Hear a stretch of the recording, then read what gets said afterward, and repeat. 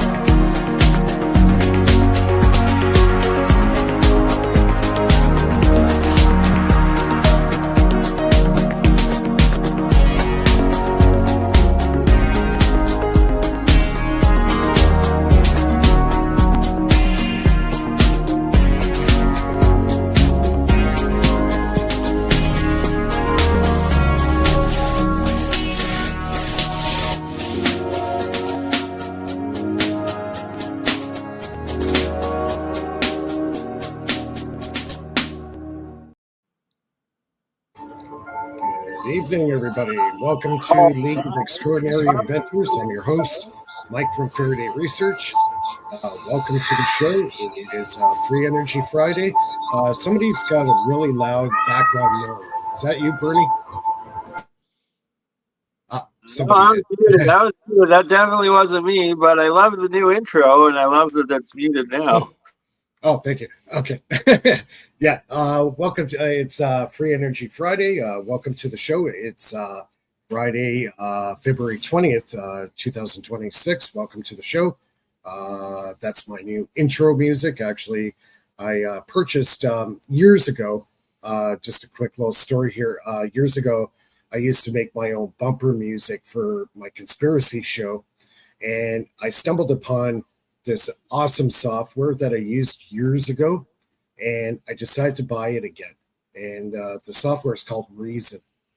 Anybody who's into creating music and stuff like that, Reason is like one of the best platforms out there for creating music and your own original stuff. And that's why I'm using it, so I don't get flagged for copyright. So that's what I've been kind of working on in the last week or so. I'm trying to learn the software again because it's been over almost 20 years since I used it, right? So yeah, so I'm going to be making some more bumper music. I got the software now. It's really awesome.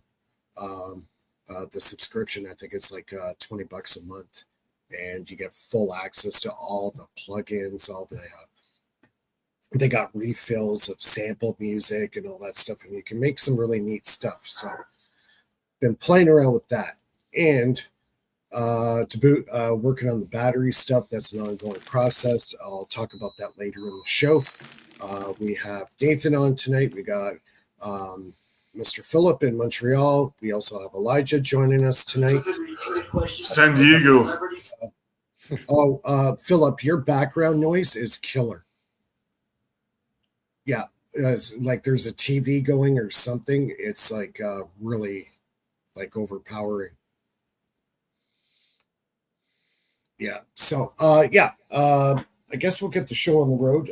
Nathan, I know you've been working on the Renegade device and Bedini motor, and you've been doing a lot of stuff in Fusion there, and creating your coil holders and your core inserts, so you can actually shove in your rods in, without shorting them out. Really cool stuff. I really like what you were doing there. Kind of, if you want to go over. Oh, you also had a good podcast with Papa Bayo. I enjoyed that. So yeah, maybe just kind of give us an overview of your last week and what's going on. So what it is I figured if we're going to do the pulse motor, I might as well do it right. So I built a Bedini and tried to keep it as close as I possibly could to what he did. Just make a few little edits for my own self. And then also, Mike, your Renegade device to get the pulse motor there. So Papa Bill was on. We're looking at his pulse motor and everything, going over it, because he's got smaller coils. You got bigger coils. You run a core. He doesn't run a core. So The Yeah. big differences in how they actually run, and without knowing how they run before I even built one this time, you know what I Yeah. mean? I needed to know all the information. So between you and Papa Bale, it's been awesome. I've been able to work through a lot of the challenges that come up in these things. Yeah. I'm almost done with the Renegade device. It should be out by the next week. All I got to do is screw a couple things to the board and it's done. And Yeah. then I got all the wiring and the schematic checked out with you last time. I turned on the coil, put about 24 volts in it. I mean, got the thing to spin. So we're actually doing good on that. So I got to share some STL files with you now that Yeah. at that point. You know what I mean? So you can have them for whatever you want. Right on. And then yeah, it's just going to be adding a second or third coil to some of these things to see what I can do, what I can pick up, what's the best pickup size.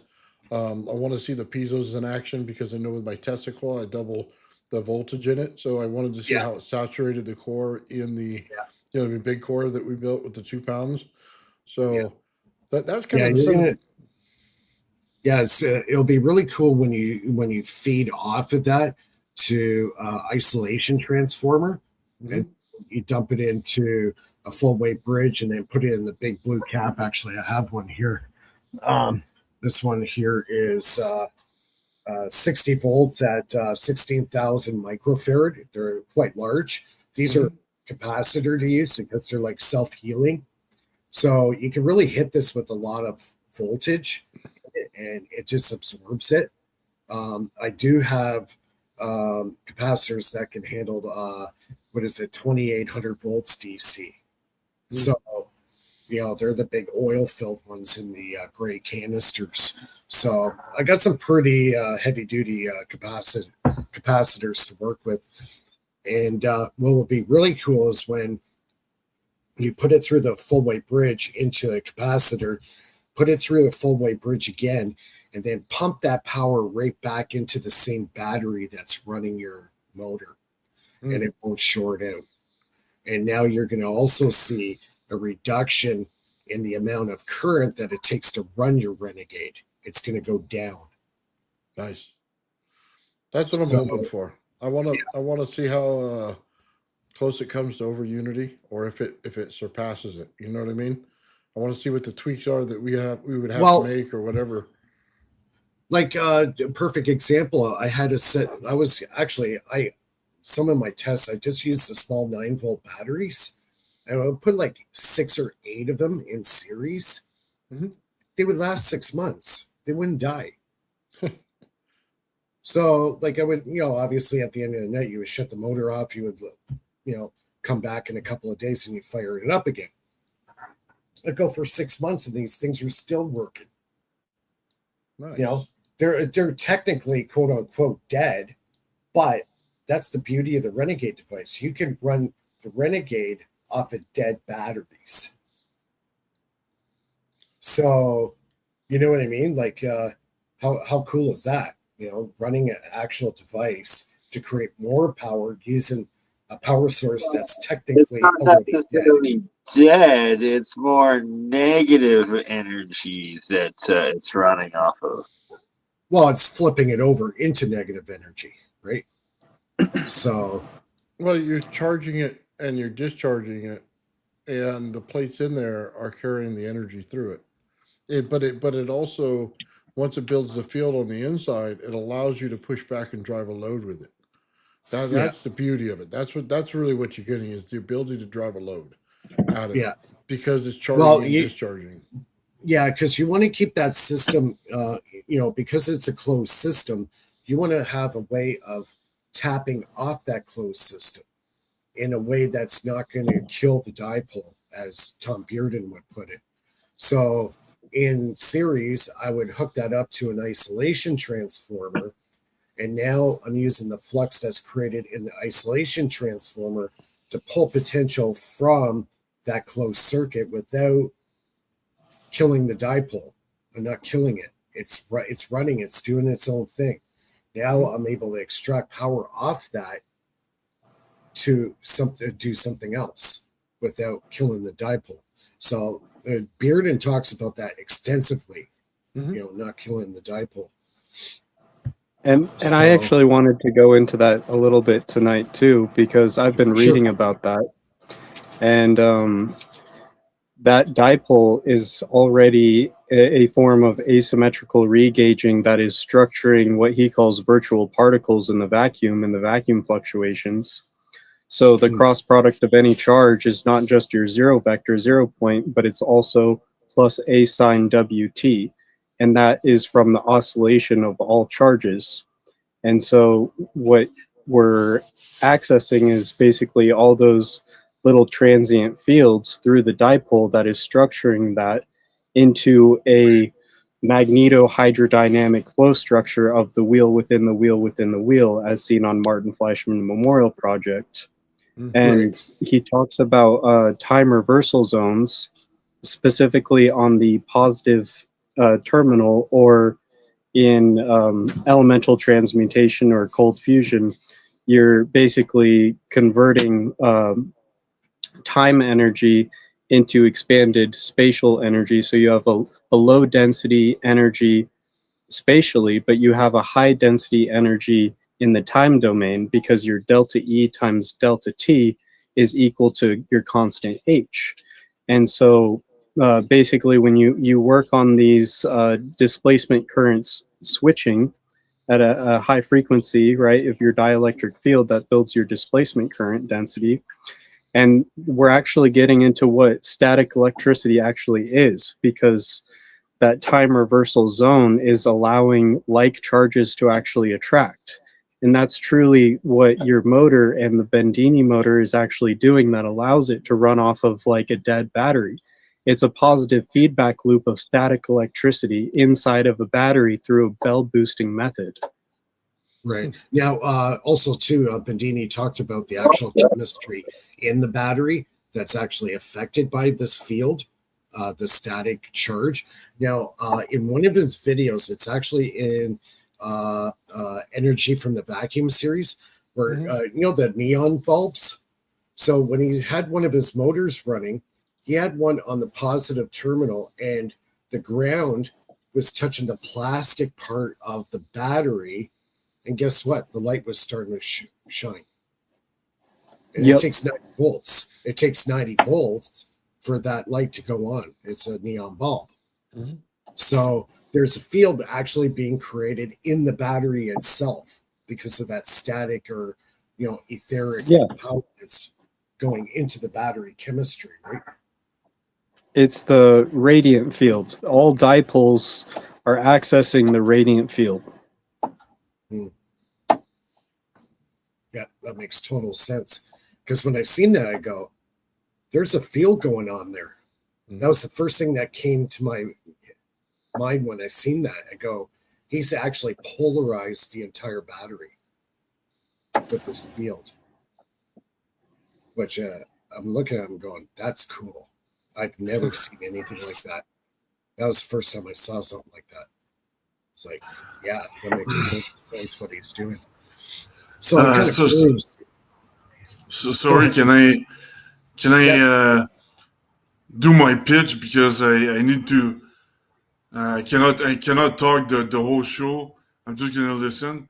So I'll just do my pitch right now, and All you right. guys can go ahead. Yeah. Um, Okay. yeah. So I just want to say that I did a lot of research for the last 15 years on how to get funding and things like that, and like I was saying,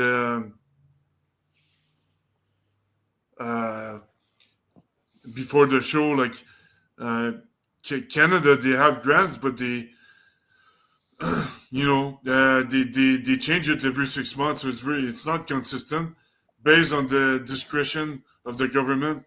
So it turns out to be useless. And in United States, they have the program SBIR, STTR, for all businesses. You just need to find a solicitation, Mhm. and they have the DARPA program for deep tech research. So they're very generous. There's a lot there are some bureaucracy, but they're very consistent compared to Canada. So if anybody is looking for funding, that's the only way. That is the only way. Whether you like the government or not, that's the only solution. There are no other solution, you know. And you don't Well, have uh, to uh, have a patent and all. They're not gonna steal your ideas and all unless that you shit, you unless you know. have a really good friend that's like a multimillionaire. you know. No, but An angel investor. yeah, no, but uh, just saying, Americans should take advantage of that, and people should stop complaining that they don't have any funding and all that. There's a lot of solution here, and it's very consistent. And I think Americans should be proud of their country because Canada is they're not going to invest in risk. Not only is their system is not consistent, but they don't invest in risk. So that's why it's not a credible country, you know. So it's very simple, and what I say is very short.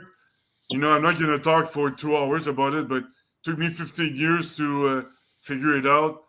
You know, quality over quantity. That's how I think, and yeah. So sharing that with you guys. So if you're looking for funding, then start your own business in the United States, and you will have funding. You know.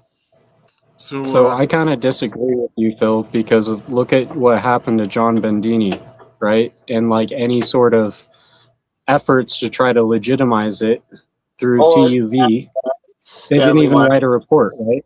And the Treasury Department will say that if you threaten the U.S. economy, that you're a threat to them, and they will consider you as committing treason, and they will destroy your life or kill you. And so I kind of disagree with you, Phil, because they what? keep people poor and in certain positions by design. And if they can't do that, and if their threats don't work, they'll just get rid of you. Yeah, Well, but you know, this is the discretion factor. It depends on which party is elected, but there's a discretion factor. But you know, the correct there is corruption all over the place, and I agree that you know the case of Epstein, even Kurt Cobain was Courtney Love was part of the Epstein ring, and I think they. Oh wow. Yeah, he never got committed suicide. That's for sure. He got killed, and I think Courtney Love was part of the Epstein ring 30 years ago. So, um, yeah, these are bureaucrats, the elites, and all that shit. Um, yeah, we'll leave but that for another show, Phil. yeah, but I'm just saying, you know, it depends on the use case, who, All who right. who's elected, but there is the discretion factor. Like I was saying the other day, the discretion factor. I think it's a margin that if they like you, depending on who you elected, then they will make your life miserable or not. So if you match their, if you voted for them or not, then you know you will be their You ally want to or hear? You want to their hear enemy. something really crazy that just happened right now? Always. As we have the live chat going right now, everyone live chat's going, and I wanted to say welcome everyone. Guess what happened? Wow. My screen where I actually made the post says YouTube rejected your comment. Um, thinks it usually means they think it's spam for saying welcome everyone. Can you It's imagine a, that? Not Like, allowed what the to hell? comment your own live stream. What the heck is that crap? Welcome everyone, and I got flagged. Oh, put a rainbow next well, to it. You're in Canada. You'll be all right. yeah. My God, what the heck? That's the first. That's a first. That's never happened to me before. Hello to everyone, and stop being so welcoming, you darn Canuck. Yeah, yeah. It's a crime. Oh my God. Yeah. Really? But anyways, Canada is not the solution unless you can bootstrap your company. Then you're good. That's the perfect solution is to bootstrap your own company, but it's not very easy, But um, that's what I'm doing, and I'm very positive it's gonna work. I'm not gonna require investors and all that crap because I'm not gonna own anybody any money. So that's pretty good, but it's not easy. It took me 15 years. Sold to the American military, but that's okay. I'm seeing a lot of rainbows with these goggles. Nathan knows what I'm talking about. Oh man, What it's the not heck are like you wearing?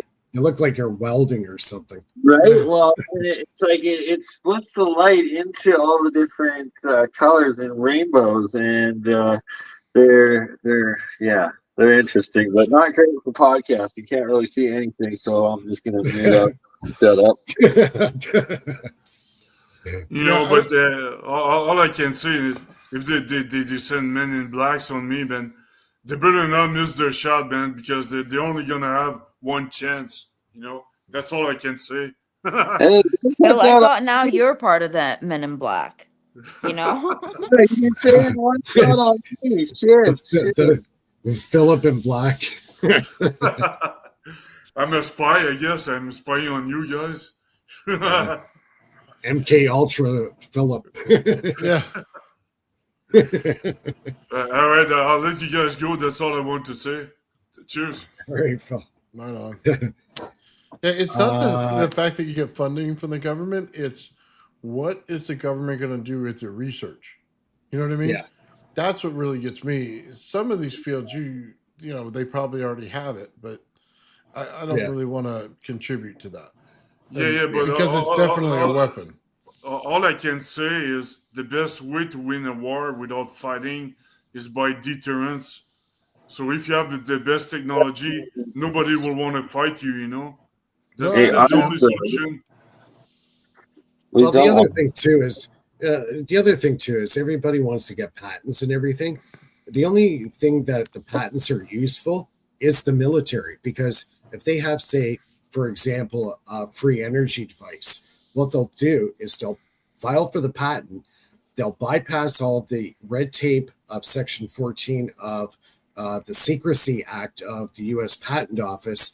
They'll give the patent, but it only could be under the control of the military, Mm-hmm. right? Yeah, but So, if a patent doesn't work, then the only solution left is to bootstrap your company. Finance your own company. the other thing too is, the patent office will only patent stuff that they know in their science that it works. So if the military puts out, say, a free energy device, like I was saying before, and they patent it, well, obviously they've patented it for a reason, because they want it for themselves. And because it's the military, they could bypass all that Section 14 of the U.S. Patent Code Secrecy Act, that they can legally get a patent. So now it's under the control of the military, right? Yeah, the military ultimately is all they care is to have the best technology regardless. So they'll do it one way or the other. So you might as well So uh, like for me, contribute. in a lot of inventors, patents are kind of useless to us because it's rigged against us. Yeah, Right? patents are useless. Trade secrets are better. Trade secrets are better because you just don't tell anybody. There's other things too. You can copyright stuff or trademark stuff. You can go Yeah, different routes. copyrights and trademarks are useless. Yeah. Trade secrets are Well, better. Dead man switches amongst your peers. Well, and then a lot of guys out there are into basically open source, right? Free for everybody. So I kind of feel like that for a lot of stuff I do, but there's some stuff that, yeah, this is my intellectual property. I share You I know, share I 90%. I you know share what I mean? 90% of finite theory, and PhDs they just cherry pick from it, and they take credit for it. That's what happens. So I don't have any credit. Team Ventura banned me. So, fuck everybody, Yeah, I know it's discouraging, but you know what? Well, you look at it this way, Philip. If one door gets slammed in your face, other ones are going to open. So you know what? The other group, I'll say, I won't even mention their name because I don't want to use their name, but I don't worry about them. They're irrelevant to me. I don't give a rat's ass about them or anything that they do. I really don't. Well, I care if they are committing espionage and potential treason to foreign governments, but that's a topic Yeah, for now. but Bernie, I'm not Superman. I'm not going to come and save the day. You know what I mean? Like, I got Super too Mike. much. My job, Super that's Mike. my job. You're right. I like it. All right. Like, I got better things to do with my time. Honestly, I got a family. I'm a father. I like what I do in my free time. I will talk to you. I will give you all the evidence that I have collected. If you want to investigate this, I do not have children. I have many distributed dead man switches, so you cannot disappear me, but I will cooperate. He just got done saying he didn't want to do any of that. What's that? You just said that. You didn't want to do any of that. He's not going to look that up, Bernie. He's Super Mike. He doesn't do that. He's family man.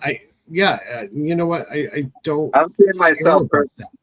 I really don't. That's conspiracy world for me. And you know what?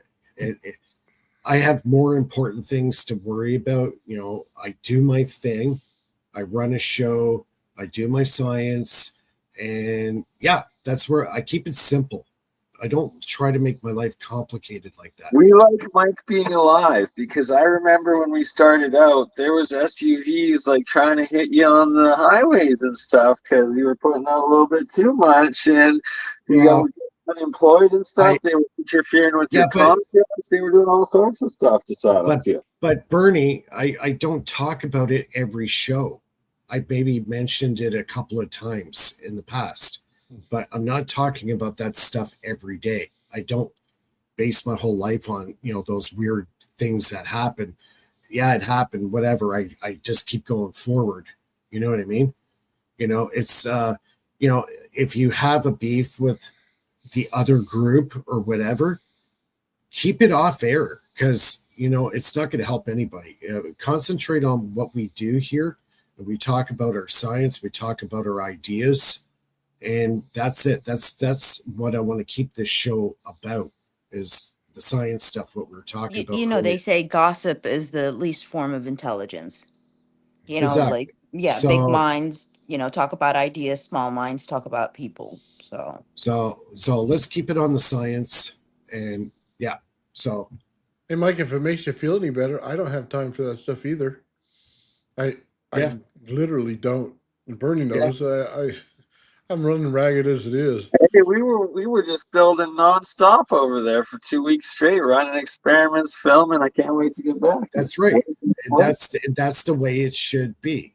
Don't worry about the other people. Don't worry about them. Worry about what you guys are doing. Worry about you. Right? And that's it. And your life becomes a hell of a lot easier after that. Mm-hmm. Right? So let's get back to the science. So I want to know the science of how Bernie does this. Like he smokes 2 packs a day and climbs mountains. I need to know the science behind that because that's not normal. Silver copper water and consuming monoatomic gold that has reflected light in it, and somehow it works magic, and I somehow smoke 2 packs a day and climb mountains. I did that up a friggin' volcano. I had a cigarette hanging out of my mouth. I had 2 backpacks on me. I was like a friggin' donkey. Right? I guess it's just a Canadian thing. We're born tough and rough, and we smoke up mountains and volcanoes that explode somehow. My wife and her girlfriend are about 100 meters behind me. I'm halfway up the friggin' volcano in the Philippines, and I got 2 bags on me. I got a friggin' cigarette hanging out of my mouth. And I look back and I go, can you guys like hurry up? And then our tour guides, the guys that were taking us up, they were riding donkeys. I was a donkey that day. You know? Clip that. That's great. And I got pictures to prove too. Well, hopefully you wore your pants, unlike the donkeys. Yeah. I had my pants on, yeah. Just let it all hang out. Yeah, sticking my ass out. No pun intended. That's funny. Oh, that's funny. No wonder why you're so far ahead. There was a trail. They're like, we need to stand 100 meters back from this ass. Yeah. We're getting blasted over here. Hey, my ass was a lot smaller back then than it is now. Oh, that's funny. I'm sorry, Mike. Yeah, it's all right. Anyways, Let's get to the science of how that works. Exactly. So, Elijah, yeah, we were talking about the Bedini and the battery. And so, what do you think's happening? Is there like a static charge being created around the battery itself from the negative energy, or? So I think the accumulation of charges on the positive terminal is a time reversal zone, and that's what allows the heavy positive ions to stick together, closer together. And I know the battery is ringing like a bell, and it will ring at its own resonant frequency no matter how fast you hit it or how hard you hit it.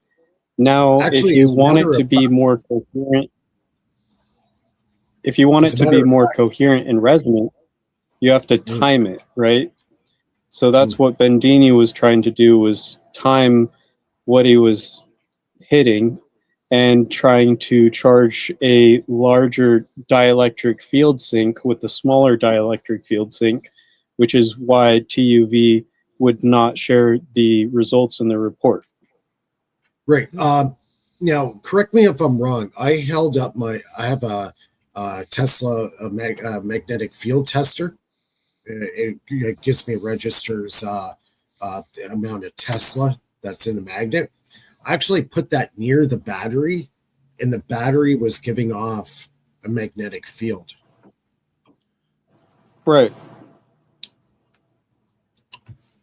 That makes sense. So the magnetic field is the two E fields, 90 degrees orientation to each other, cross fields, right? And that's what creates your magnetic component.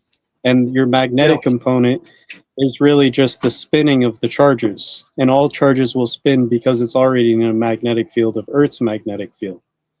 So now you're just making it like a cyclotron resonator and reducing the mass of the electron the more it's spinning. Right. Which is actually a form of ultramagnetism.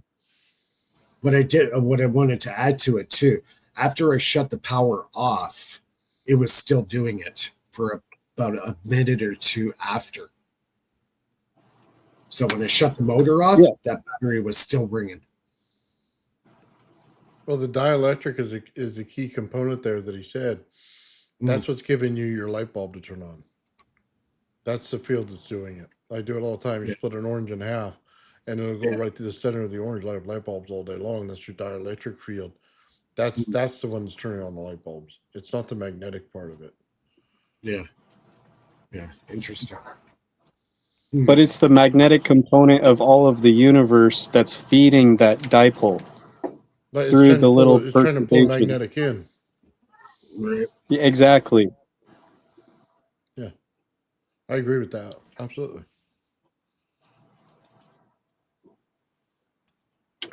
I think he saturated the living daylights out of that battery is what I think he did. And it would make the holes and stuff in there fill in with energy. If there was holes in the plates, it would desulfate the plates. Yeah, everything. It's same thing as you do with the center of a Tesla coil stuff. It has the same dielectric signature to it. It does the exact same thing. And on a material science level, when you have cracks and you vibrate them, the little voids want to come together, and it's crack propagation what happens. And when you have a hole and another hole coming together, that actually can make a phase, basically a scalar wave, like a North Pole and North Pole coming together, which is like a phase conjugate wave, like the Bethe-Hilter process.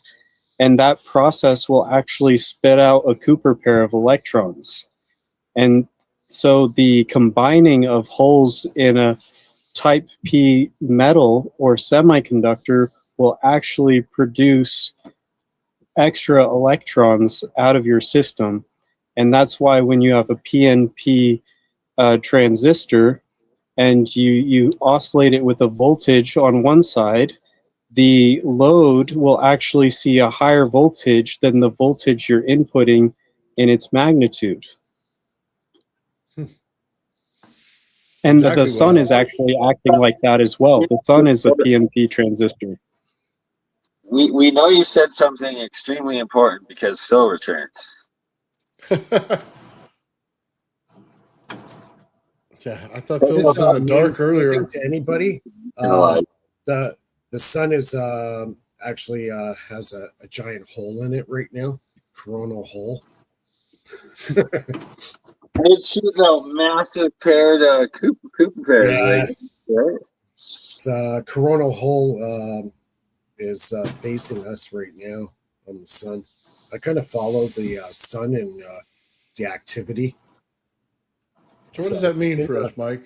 When it has the hole facing us? There's going to be more problems. it's showing instability. We're right now in a cycle right now in the last 2 weeks where it was actually spewing out a few X flares. The largest one that I recall was X8. So that's pretty powerful. So if that was More auroras in the Canadian skies is what the forecast says, basically. well, also disrupt radio communications. Any satellites like Starlink or whatever get fried. And they lost, I think, what was it, 19 satellites they lost in the last 2 weeks. So that could have been a result of these flares hitting, our ionosphere and disrupting our magnetosphere that protects the Earth from cosmic radiation, right? So every time a flare comes out, depending on if it's going off to the side or if it's coming directly at us, is kind of a key thing. But Not only that, it disrupts like the wildlife migrations. Like it throws them off too. Like, well, the sun actually affects all living beings on the planet. Whether you like it or not, the sun is very important to the human physiology. Very important to plant life, the animal life. Any living being on the planet is affected by the sun. Fact. So, we're not like sun worshippers or anything like that. But the sun definitely, and even Aaron Dollar talked about it for years, saying that the sun is very much a very huge part of the human physiology and our energy system, how certain vitamin A, certain vitamins in our body get activated because of sunlight. And in the winter, vitamin D is also essential. Vitamin D as well. So yeah, like the sun's a very important part. Like bees get So let me ask affected, you a question. quite a bit. Go ahead, Elijah. So I was going to ask, if we get affected by the sun, does the sun get affected by us? Good question. I believe the answer is yes. Well, do you think that we put off enough of a field to affect it, though? I mean, individually, if we were all together in the same one. like no one really I think knows the exactly. Sorry, go ahead, Legend. well, I think the ether is a living conscious field, and we're made out of matter within that living conscious field, and Hmm. I think that plasmoids are also conscious because that's what makes up all matter. So I think that we can actually alter and affect the sun, even without technology, but even more with technology, and even more so with cosmic alignments like we're in right now, which is 30 in the last. We haven't had an alignment similar to this since like 36 Oh, years right. ago, Yeah, and there's that's like coming other up, right? cycles within that, right? Yeah, that planetary alignment's coming up soon, isn't it? We're in it right now. We've been in it, and Oh, that's we're in what's it now. making this big giant hole right now. Yeah, yeah, And the magnetic field lines come out of that black hole, coronal black hole, basically that yeah, sunspot, I should say. And yeah. the magnetic field lines reach all the way to Earth and tie into our magnetic field lines, and that's what allows the plasma to flow back and forth. And you'll see that the sun has green and red plasma just like the auroras on Earth, because it's actually the same plasma. Like Eric Dollard years ago, he did a 4-year project studying the sun at Sonoma State University, and it was pretty well determined, even at when he worked at RCA, that the sun is hollow. It is not a solid object. It is hollow, I believe that. Just like the moon rings like a bell. like everybody I don't thinks. I don't believe that. I kind of see where he's coming from on that. I personally do not believe the sun is Oh, when you get solid. the coronal hole, it's just a giant gaping hole into what looks In the like a counter space, it's yeah, counter space. That's yeah, what he describes. The, yeah. the inside of the sun is counter space. It's an magnetic converter. That's what he calls it. He says we will never really know exactly what the sun is and how it works because just because the heat and our We do. technology It's is called black unable hole to. sun. Soundgarden got it right. Black hole sun. Not a black hole. But My what God, let's go happens? backwards a But million years. no, but Oh, look at a sun. What happens when a sun dies? It collapses in on itself. but at first it explodes. Yeah, it's an implosion. Well, it Sometimes. explodes and then implodes. Right. And So then it's implosion. the sun is literally an explosion over time. That's all it is. The time dilation field slowing down the explosion and going out in the sun. And eventually it's going to hit and explode the sun. Then it's going to go back down to its mass of whatever's in it. So when you get that little dwarf that comes out of it, there's your mass. So it can't be hollow inside. It's got mass. It's going to convert all of the plasma into mass. So I'm sorry, I don't think it's hollow inside. As a matter of fact, we did some experiments on the RAV, and we found out there's dots inside. It's actually formed the shape of a Merkaba when they come together. So there's little spherical shapes in there, and it forms just like an atom. So we actually got to see what it looked like inside when it formed immediately. It showed it, and it's a prism. It's simply a light prism, and we got to start understanding light turns into plasma, and plasma is what the sun is, which is the explosion over time. You got to just We just understand the went time full circle dilation. back. I'm sorry, what? Say that again. We just went full circle back to static electricity, and you were about to say time dilation, and that is the time reversal zone that enables those nodes to form. Yeah, it is. It all ties in together. If you can understand the loop, you're good to go. Yeah. So it may appear that it's hollow, but it's not. So Yeah, I don't know. I'm still on the fence about that. we've even done it where we can agree to disagree. oh well, no, it's fine. We created a RAV and it created a beam. So it's a focus beam. It goes and hits another a little element sitting there in nowhere. Right? It seems like nothing's there. It hits it and it sets a condition. So it creates a sphere around it. So it's basically set a condition inside that area. So if I slowed that thing down to a microcosm of the speed that it was going, it would act just like the sun inside there. it would act just like a big pulse over time, and then it grows, grows, grows. But it immediately sets a condition in space of where it's at, and we've seen it very clearly in plasma. Yeah, I gotta agree with that. And that if haven't been following the Rav Plasma series, well, just for one episode, what we just finished earlier today, and what Nathan did with Joe, and I got to be part of, covered a lot of it with Sean Calderon's work and Joe's work, and just the imagery. It just over and over again shows how it sets the condition and builds out within it. And it always is the field within the field within the fields within the fields. So check this out, Mike. I sent you a picture. Tell me what you think. Hey, like, oh, does that look like about a solar flare that's about to snap and come off? It Interesting. Yep. looks like a mini sun. Exactly. It looks like a sun, and it's got a big flare out of it like the sun. It looks like a bulb from a Christmas tree, and it's got the little hook thingy where you put the hook Nice. through. No. Hey, stop giving away our secrets. Just kidding. That's interesting. Yeah, plasma is So if- interesting. Is it what? If the plasma is a PNP junction, if it's acting like the sun on the surface at least, normally you'd switch a PNP junction on the high side, but in like over unity stuff, like with what John Bendini would do with the NPN junction, you would actually do the opposite of what you'd think, right?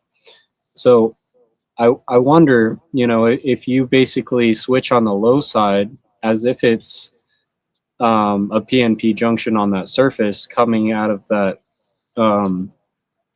basically the sphere and the rod right there, which if you timed it right with the length of whatever that terminal is and that pulse of electricity, if you can get the entire RAV to grow like a growing plasmoid, like you see in the thunderstorm generator, how they grow, like maybe you could get the energy to resonantly and harmonically amplify. Yes, we do it with two, with a cathode that's linked to both. It just makes a U from one to the next, and the power turns into two anodes. And we can get it to pulse back and forth, and get explosion events. And in each explosion event and implosion event, you get massive energy surges, right? So that's where the energy is pulled out. One thing I will say about Bedini and what he did is when he ran the NPN, he put the light, the neon light, over the emitter and collector. So when he did that, he basically hotwired the NPN to act like a PNP, okay? That it would actually pull it into the light itself and make the connection right there. So it acted in reverse in the way that he did the circuit right there. It's just like Gerald, when he does his circuit, he puts that same light, the same neon light over it, and pulls it in reverse from the coil. So it's no longer pushing it out, it's pulling it in. It's acting like a PMP, but without the need for the resistor to be in there to trigger the circuit. Well said. What are those water particles that it's spewing out? I see on the side of the image, I see like little dots. Is that coming off of it? So the ball itself is a glass ball, Okay. and it's 50% water, 50% air inside of it. And when it reaches equilibrium between the gases and the liquid in there, it then puts out this state right here, and you can see the plasma itself burst out from it. So it hit the point of saturation. Joe did this in a crystal as well. So yeah, that's the effect going on there. It's hitting an equilibrium point, and all that water that's in there is swirling in there as it goes. So it's making this big tornado-like effect going on in there. That's why you see dead zones and things like that. Very interesting. Again, this is called resonant arc vortex technology, RAV technology. Sean Calderon. Yeah, it's pretty cool, man. They have a bunch of different shapes that comes off of this thing. This one looks like a cobra. And well, you can see the tornado, the spin within it. And if you actually look at it, you can actually see it's a yin and yang on the top too. We're just looking at a 45-degree angle to it. and the bright to the darkness of that, and that's as it's going from the ionized light gas into the smoke and the remaining ash from it. Yeah, it's a pretty sweet experiment, man. He's got a whole bunch of this kind of stuff. That's why we did the series, because we wanted to show every effect going on here and exactly how things built out and the way he saw it as he did it. And we just let him talk. He gets on there and he basically says exactly what it's doing. Joe and I chime in a little bit, you know what I mean? But Sean's the star of that show, man, and he deserves all the credit, and he's getting it by us putting it out there. So this is all his work, and the guy's brilliant, man. Some of the other effects that come out of this is you get to see like plasma on one side on exactly how it builds out, so that it'll create the same line that Earth does. Then you'll see a plasmoid building on that side, but on the exact opposite side, you'll see a null zone, and they have an energy exchange to each other through the sun. So it's like it's just doing a figure eight through it, you know what I mean, to the sun. It's really awesome to see exactly how that works, and it kind of goes into planetary physics when they start talking about dark spots start appearing in their solar system. They don't know what it is. Well, as you build a sun, there's got to be a dark spot to make the energy exchange. So you don't need a ninth planet, you just need that, and it'll start pulling on the gravity of the entire solar system. And for an in-depth, full explanation, presentation, and discussion, check out again the live stream that was just done on Old Man Bill's channel earlier today. Now, I'll tell you this: when we go to Tesla Tech, if Sean's not able to present, I will present his RAB for him if there's time slot open. Absolutely, absolutely. I also think that the dark spot and the light spot is an attribute to the Aronoff bomb effect as well, because like when you have light scatter through a material, or let's say hit a wall, and like if you're shining a flashlight or a laser beam at the wall or a little piece of metal or something, in the shadow of that, you would actually have coherent light waves from either side, and you would have like this light cone that actually happens on the backside of every single planet and moon from the sun shining on any astral body.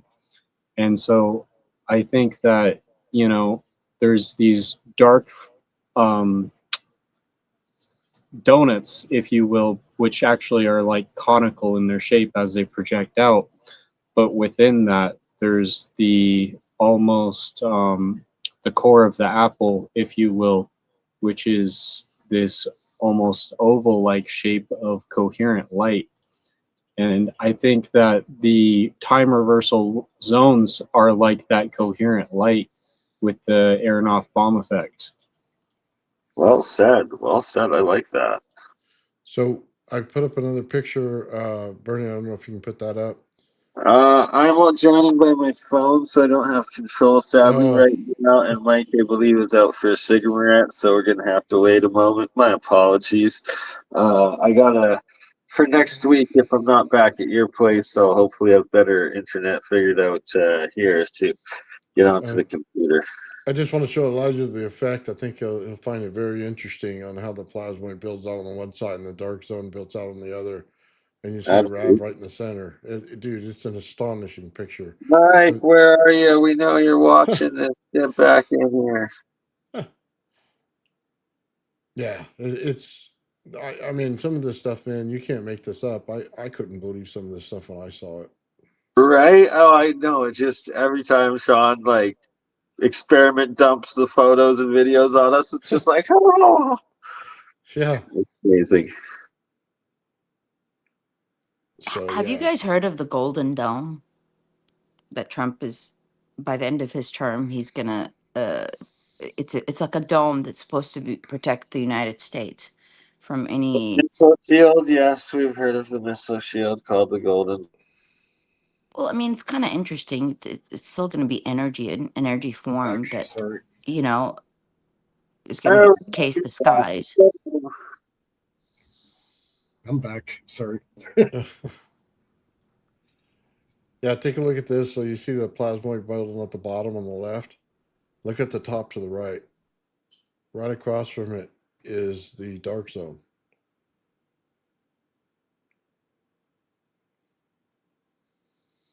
And Oh you yeah, see, this one where it's a video and where it rotates. Oh, yeah. Well, I just this is what I had in there right now. You can see exactly what's going on, and it's pulling in the energy from one side, so you can see it. It's an energy exchange. In the video, you see the pink plasmoid actually rotating in a circle, and so you can see how it's pulling in and out of the wrap itself and doing an exchange. It's pretty cool. Yeah, you can literally see two destructive wake zones coming out like towards that line of where those two spheres are, right? In line with that. And that's basically the wheel within the wheel within the wheel Mm-hmm. having a destructive vortex coming out of it, and that's like the hourglass, right? And that Yeah. torsion is actually dilating the space and the time, creating the rainbow.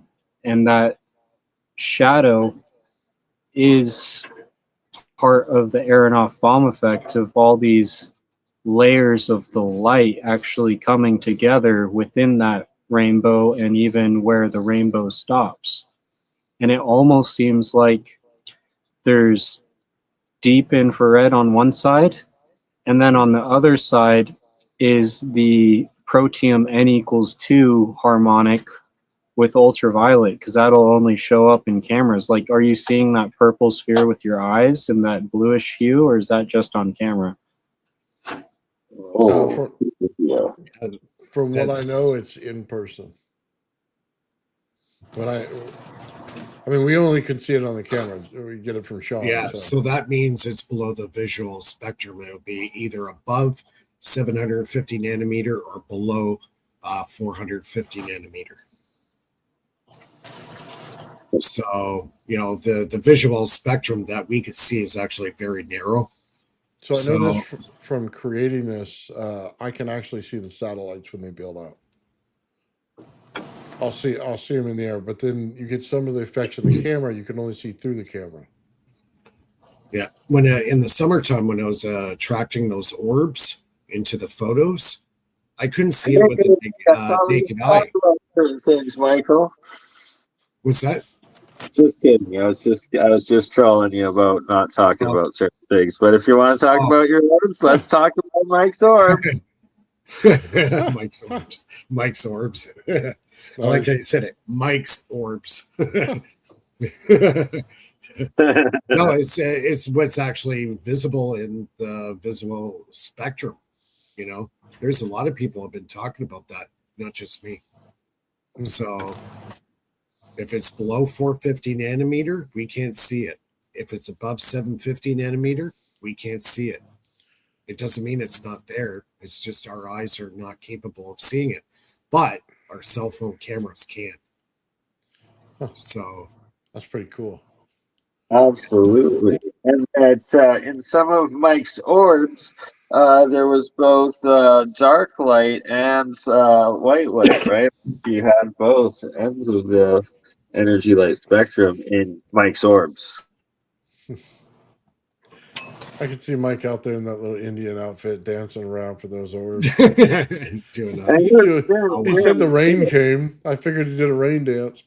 Yeah, actually, speaking of which, my friend in Morocco, who makes all the the shungite blockers for RF blockers, he just made a really cool cloud buster, and he might be sending one to me in the near future. So I might have don't be announcing that on live stream, and you're gonna get.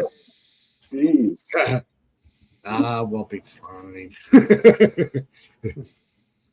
He's laughing. We'll be fine. Don't worry. It's just cloud busting technology coming from Morocco. Nothing to worry about. No, a lot of people have made it. It's nothing new. Oh, well, I will tell you something really cool. and I'm actually going to do it again. I made a Orgon accumulator about a year ago. Yeah, maybe more than a year ago. So here's a kind of a crazy experiment I did. I had an idea of putting the Oregon accumulator in the back trunk of my car, and my fuel efficiency went up. Nice. That's How interesting. does the mic get you run off the road again, Mike? My God. Little tidbits. Yeah. Well, they have some of the old school buildings. It was kind of cool. They have insulators and stuff up there. And what they do is they normally just have the lightning go straight down to the ground. Well, they had insulators on the top of the building and wires running to them. And it was all in a video I was watching. And what they would do is collect the energy, basically pulling it out of the sky in between a capacitance between the ground, and you Yep. can use that as energy. And they were saying that there was proof of an old technology they had back before the 1900s. I thought it was extremely interesting because it's the same thing that Tesla was trying to do, right? When Yep. he was pulling the energy out of the atmosphere itself. Mhm. So It's nothing new. did they actually do it? Is what I'm wondering is, you know, I mean, because they show the evidence of How everything there, so old it's is that working technology, right? Like, were they trying to reproduce it from previous civilizations, maybe pre-cataclysm or something, and that it was in some of those old buildings, and then maybe the cataclysm wasn't as old as it was? It just brings in so many questions. It's wild. well, whether it was Yeah. or not, the technology is right there, and it's pretty apparent what it is. Yeah. If There you is a understand research. energy, it's right there. There is an atmospheric harvesting power plant in Florida, from what I understand. It's been there for about, oh God, well over 10 years. There's also one And in Alaska. It's called HARP. Just putting that no, out no, there. no, no, no, no, no, no. That's totally different. Yeah. But this one is energy harvesting from the atmosphere. So they have four poles. I believe they're 300 feet each of them, Hmm. and they're pulling about 7 kilowatts of power out of the air. Yeah, well, from what I understand about the video, they were putting it into flywheels, Oh and yeah, that's a great idea. yeah, put it in the flywheel and keep the Mhm. mechanical energy in Mechanical there. battery. Yeah. I read a really good article and seen a couple really good videos this week. Apparently, Europe, France, and who's the other country? France is one, the big one. They have a power plant out there right now that is flywheel driven. They got about six of them. That would Huge. be nice as a thing to build, Mike. If you ever get into that, let me know and I'll do it with you. But a mechanical, battery Yeah, like that'd battery, be awesome. mechanical Yeah. battery. Oh hell yeah! And apparently, when it comes to like adding, I guess, more redundancy to the power grid, making it stronger if there is a failure, you got the spinning rotor that's going several thousand, RPM, Right? weighing several tons, right? And it's spinning, and that's energy ready on the fly in a heartbeat. Ready It's on the it's active. flywheel. So what they do is they put it in a cylinder and they fill it with hydrogen Mm, or nitrogen, usually one of the two. So there's less friction of the wheels spinning inside. really? It's even NASA's built one, and they're testing it up in the International Space Station as a power plant for the space station or space stations to come. That'd be cool. Yeah, so NASA is right on top of that one. It just looks like a tall cylinder. It's not very big. It's maybe about 18 inches in diameter, but they've had one running for about 4 years nonstop right now. And it runs on magnetic bearings. It's filled with nitrogen inside to reduce drag. And yeah, it's pumping out some serious power. So hold on, just to go back to Bedini. Bedini was saying in one of his videos that the fan on the outside was Right, 25% mechanical energy. right. So why would you have a fan out there that takes resistance from the air? Why not have it to be a actual round cylinder? not Sure. so much a cylinder, but just Yeah. a round circle out there, a ring basically, in order to pull it in, because then you get the merry-go-round effect where you only have to tap it every once in a while when it slows down, but then the Right. rest of the time it's driving over. So it would make a lot more sense. What's up, Ben? Ben. We got a band. What up, band? What's going on, guys? Just wanted to check no. in and see what everybody was up to. Yeah, we're just doing our thing, right? Yeah. Just Yeah, being so- Bert and Bernie, making Bernie. Yeah, so yeah, Flywheel is definitely making a bit of a comeback in a couple of countries. They're really dumping some big coin into it. So it's flywheels have been around over 100 years. So Yeah, but that would make a lot of sense going into something like a pulse motor if you can get it to spin a flywheel. You know what exactly. That's why I'm making my rotors very heavy on the outside rim. Mm-hmm. I'm thinking about getting a wheel cut at my work because I work with water jets. I want to cut myself a custom wheel that's going to be basically just a ring, and then I'm going to 3D print the other parts to hold the bearings and everything, and attach it, and then put the magnets on it. So 90% of the weight is going to be on the outside perimeter of the flywheel, and it should run really, really good. Okay, so aluminum Lazy Susan from Amazon has a bearing, okay? And you can get them in various sizes. There's one on the outside, one on the inside, but they have holes in them. So Right. you can actually take the bearing apart and use each side as a flywheel for whatever you wanted to. And you can get them like this small, you get them like this big. I got a bunch of them. Yeah. And there's a lot of weight to them. So it would actually make the perfect flywheel. And then 3D print the inside, like you said, to reduce the mass on the inside and keep it on the outside. Okay, so Lazy Susan, do you have one around that you can show? Or? Yeah, give me a second. All right, cool. Yeah, because I'm building the new Renegade for a friend of mine. So now that hopefully the weather's going to get better in the next month, I'm going to get working on that again. So I got to build a better flywheel. Okay. So basically, it's this, and it has a bearing in there. You can remove the inside, this piece, okay? And you still have the outside. You can use this side or you can use this side. Doesn't matter. Take them apart. Use them together if you want more weight. But they don't just come in this size, okay? I have them out like well over a foot on mine. So that's what I wanted to put on my Bedini, because the inside here would be plastic. You know what I mean? Yeah. They have the holes here to hold them, and they just 3D print it out. You know what I mean? Put it on the perfect axle. You're ready to go. How thick is it? How thick is the? Oh, that's at least a half inch. Half inch. It's close to a half inch. Yeah. Yeah. Probably like 10 millimeters. Yeah. Yeah. You can see it's pretty thick. So if I sandwich maybe two of them together, I don't even think you need to. These things are heavy, Mike. They are heavy. Yeah. Oh, yeah. That fan weighs nothing compared to these. Once you get it about 10 inches. Yeah. This one right here, this weight right here. Yeah. Yeah. Oh God, it's probably 30 times what that center of the Renegade is. The spinning part. Yeah, it's way heavy. It's closer to what the coil weighs. Right on. That's what you want. But it gives you the adjustability. Yeah.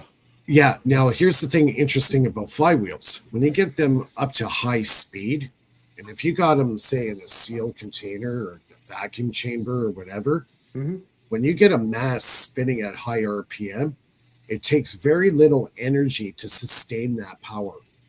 That's what I mean, the merry-go-round effect. You ever sat there on the kids' merry-go-round, they just spin you every once in a while? Yeah, just a little. Yeah, just when you need it. In, right? And that's perfect for a Renegade because you don't want to waste power, right?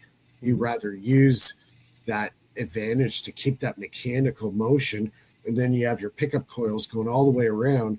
They're picking up all that flux that's just flinging off the side of the flywheel, and you're capturing that. Yeah, so basically the flywheel's running the machine, and all you're doing is cutting off the top, cutting the cream off the top. So you can put that into capacitance, and then every once in a while you throw another jolt of energy back to your battery to keep it running. Yeah. That's Yeah, basically for what it sure. is. Yeah. That's what Timtron was trying to say the whole time when he was talking to us about over Unity.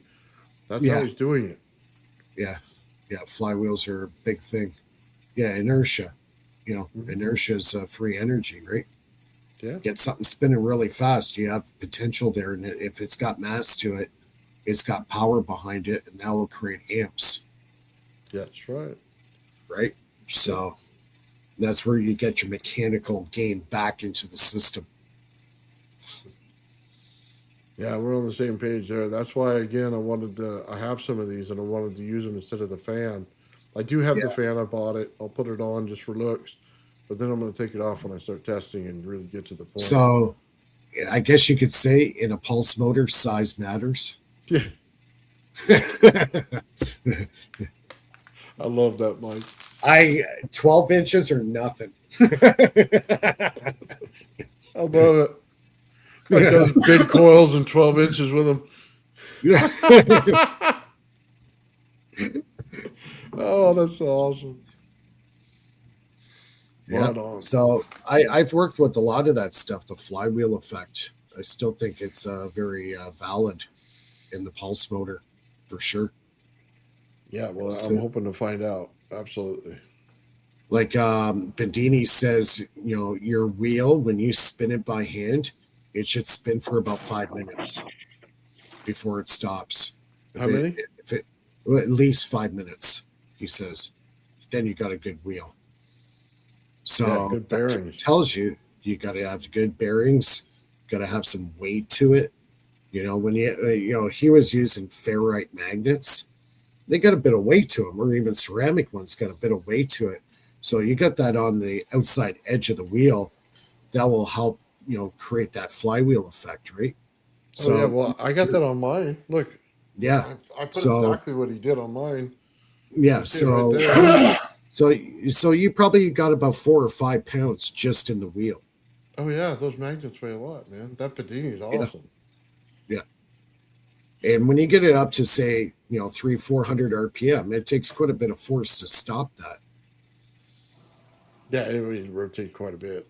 I'll tell you that right now. Yeah, So, yeah, Well, if you're definitely. going to add mass anywhere, you want it on the outside of the wheel because then you have That's less G forces on that mass, so it's actually easier to attach mechanically. right. And then Yeah, also it's easier to balance. And then the higher frequency coincides with what I was talking about earlier with the negative energy, because high frequency is a shorter time domain. And if delta H times delta T equals, or delta E times delta T equals a constant H, right? You're basically taking smaller time and you're getting more energy out. That's really what mhm. that means. That's why higher frequency light has more energy behind every right. photon, if you will, right? And Yeah, that goes into what Ben is doing with the impulse technology as well, and with his high frequency ringing within these subharmonics.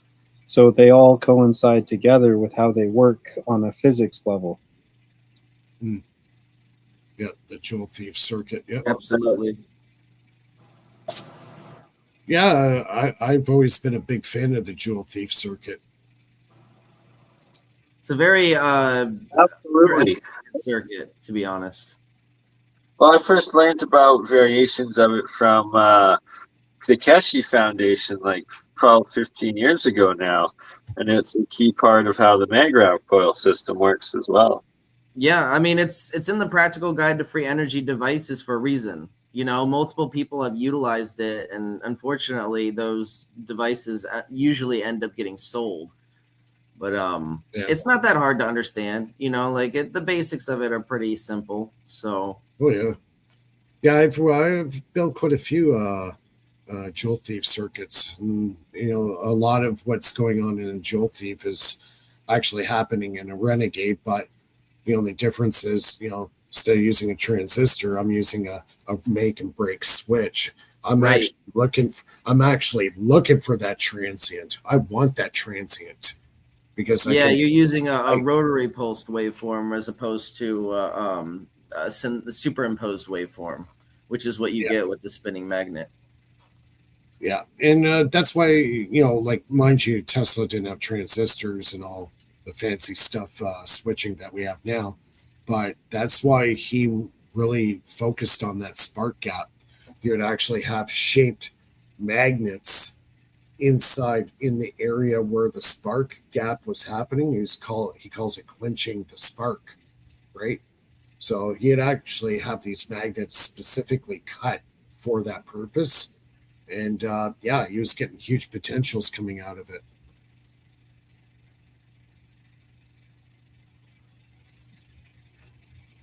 So In Howard Johnson's book with the magnets, he has all these magnets, bar magnets that are at an angle like this, and he overlaps the south section of the adjacent magnet with right, the north, right? And so they're all kind of at an angle in line like that. And then he takes a banana shaped magnet that's north and right, south. And let's say if north is up on all these barb magnets, it would actually propel down that line. And right. you And could the reason actually why, imagine making it circular, right? right. So the reason why he did that is I've done a lot of stuff with magnets, and you get into a scenario where the two magnets will cross each other, and there would be a spot where it becomes sticky. There's a resistance. So what he's doing with those curved magnets, with the magnets that are curved above it and the magnets below it, that spot where it's sticky, he's using the magnetic field and the way the shape of the magnets to cancel out that sticky zone. So it's one continuous flow. It's a push. And even with the Renegade, I could spin the motor or the wheel and have a magnet with it. It will pull it in from one side, but before it shoots it out the other side, it slows down. It hits that sticky zone. And that's what Howard Johnson spent years trying to perfect, how to eliminate that sticky zone of the magnetic field, so there's no magnetic locking happening. So yeah, it was crazy stuff what he was doing. He was way beyond a lot of people when it came into magnetics and fields and how to cancellation and how to remove that sticky zone. And yeah, that was, I would say, 90% of his research, just that, because it's so difficult to, because you can't see a magnetic field unless you put a magnet on the table and throw some iron filings. You can't see those fields interacting Well, with each other. Can you see the that magnetic field through the magnetic film? Yeah, Like you those. can. Yeah, Okay. yeah, on the magnetic tape. Yeah, but to actually see that happening while it's in motion, Mm. how those magnetic fields are reacting. Another old trick, actually, Floyd Sweet used to do it. You take the old CRTC screens of a TV and turn it to a station where you just have the fuzzy white or just a black screen, and you could put the magnet right on the tube of the TV, and it would show the lines of flux of the magnetic fields. It actually destroys the tube when you do it too long. It actually completely destroys the tube of the TV. But yeah, he used to use that as a research tool to actually see the altering of the magnets that he was doing. So So I have a question. so For a magnet, the field goes from north to south, right? right, Okay. right. Well, isn't Earth a big magnet? Why does the field go on the planet from south to north? Well, one's more dominant for starters. One side of the field is stronger than the other, right? But there's also a bubble in the middle on either side. Yeah. Yeah, yeah, Elijah's. Yeah, go ahead, Elijah. So what I was going to say with seeing the fields, you can actually see them with Hall effect sensors, and you would have to do one axis at a time in very small increments of space and log all those values, and you can map it in a computer, and you can see the dual vortex formation of all magnets, and that is the yin and the yang. And what you'll also see is that you said earlier, oh, it's just north and south, right? No, well, that's the overall structure of the flow lines of the apple core of the largest magnetohydrodynamic flow. But within that, there's other swirls, and you'll actually see that a bar magnet is not just north and south. It's actually one corner is one swirl, another corner on the north side is another swirl, and then you have counter swirls on the bottom. And it's a bar magnet would actually be four swirls. And when you look closer, there's swirls within those. And that's why you see in ancient carvings all these different swirling patterns, because the ancients were trying to preserve that in the stone of what magnetism actually is so that we could progress faster. And so the overall structure of the planet, you know, with its magnetic field lines might look like that apple core on one side almost, but then it's like oblong because it's being berated by the particles from the sun. And it's actually charging one quadrature of our magnetic field at any given time as we're rotating. All the charged particles and photons preferentially flow towards one quadrant of our planet. And so all the ionosphere and telluric currents are being amplified preferentially along that axis. And so that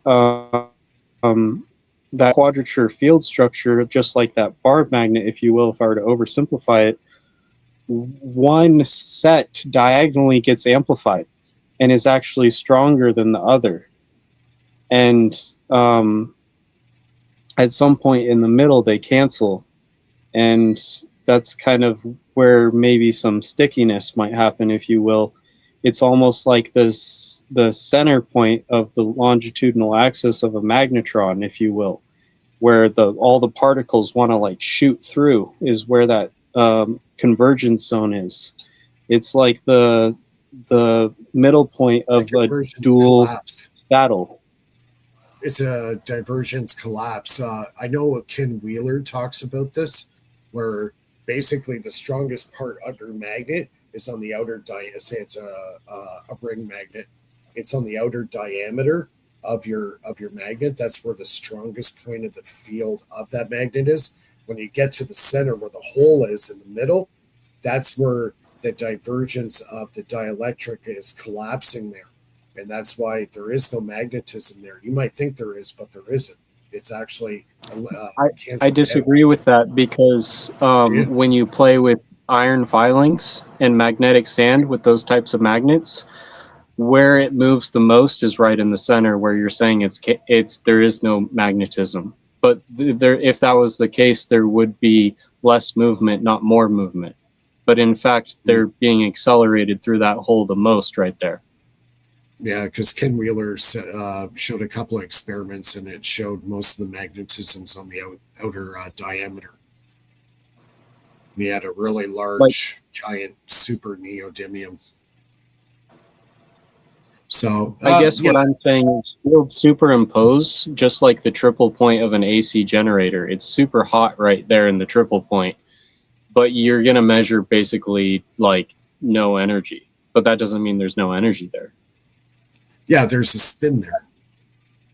That's where the spin is. So in the middle. It's like observable measurement versus like true flux, right? And the true flux of the energy density is highest at the center point, but the measurement for reductionist matter is going to be lowest at that point because of band gaps, essentially. Same idea, right? Yeah. He has some interesting pictures actually on his website there, showing that when you take, say, two magnets and they're in a pull configuration. I might even have it on my computer. Hold on. Just bear with me here for a second. It shows two magnets. So they're in pull mode or attraction. And when they come closer together, you'll see basically two dark masses show up on either side of the magnet. But what happens is when he starts bringing them closer in, a third one shows up, and that's right in the middle. So, see if I can find those pictures. So it's kind of opposite of what you think. When you have opposing magnetic fields being forced together, the field lines actually are converging in line with each other. But they're flowing in opposite directions. And when it's in attraction mode, it's two counter-rotating vortexes that's pulling it together. Right. Okay. And so the collision will make that central zone you're talking about. It's like a scalar wave coming out. Okay. Just what am I doing here? So, and the scalar wave coming out happens with north and north coming together, just like how attraction mode does it, because a scalar wave can be either compressive or expansive, right? It can be either one. Interesting. Yeah, Michel has the paradox box, which is a super north, a north and north glued together, and I don't know. He got some interesting amplification effects with the current, so there's some kind of scalar component. I think you're right. Okay, can you guys see my screen? All right. Yeah. So you got magnet number 1 right here, and you got magnet number 2 here. Okay. See the black hole right here? That's from the magnet on the south pole. This is the magnet on top with the hole that is the north pole. They're in attraction mode. And as you bring number 1 and number 2 closer together, there's a hole that forms in the middle. It starts coming into view. It might not be that visible. I don't know if you see that. Oh yeah, I see it. Well, I see that. Yeah, right there. It's right to the round formation. Yeah, it's the point source of attraction. So basically, that's your 0 point, and it's that area there. If you in a visualization, it would be spinning. Well said. Well said. So he did this in his Faro cell. So he actually made a 0 hole. That is the moment of Zen. That is your 0 hole. That is Zen. The Zen hole right there. This is using his ferrofluid lens. Yes. Yeah. Yeah. Yeah. That's it. Right. Go back. Yeah. So his Faro cell did those images. So cool. There was a criticism somebody had of his ferrofluid lens. They said it might not be actually refracting the magnetic fields, but just the glass and the light. You can do the same effect on. You can do the same effect actually on a CRT screen. Okay, yeah, that would probably be better. I just know like somebody had like a criticism and they wrote like an article like criticizing his ferrofluid lens, saying they're criticism, misread results from that. Yeah, he's kind of pissed off a few people. Exactly. But yeah, this is the thing about science where academia becomes so close-minded. The possibility of what he's saying is correct. You know what I mean? Because, everybody just trusts academia for, everything. Everything the official debunk of, it's a joke.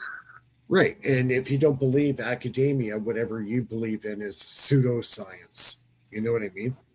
That, they have to break the walls down for science. And I think honestly, the institutions now, they've kind of plateaued right now. They're not making really any kind of advancements at all, really, that are actually worth anything. They're still, based on Einstein's theories, theory of relativity, all this stuff. This is old science. In 120 years, I'm sure we have made some advancements from the old model. Like, really, honestly, it's totally ridiculous to me to think that we haven't come up with new theories that are provable in 120 years.